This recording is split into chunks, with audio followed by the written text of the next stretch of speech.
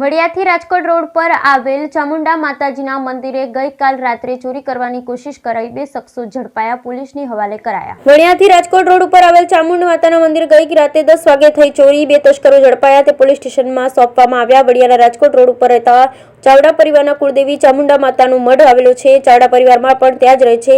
આ પરિવારના યુવા વર્ગના તમામ લોકો રાજકોટ ધંધાર્થે શિફ્ટ થયેલ, જ્યારે ગઈકાલ રાતે 10:15 વાગે 2 તસ્કરો મંદિરમાં ઘૂસી માતાજીના ઝુમ્મર, તલવાર, પૈસાના બોક્સ, કબાટ, ઘંટ, મંદિરના ગ્રાઉન્ડમાં પડેલ મોટરસાયકલ આ બધું બહાર કાઢી લીધું, પરંતુ ઘરના વડીલ જોઈ જતા અને દેકારો પાડતા આડોશ પડોશના લોકો આ બંને શખ્સોને પકડી પોલીસને સુપરત કરેલ।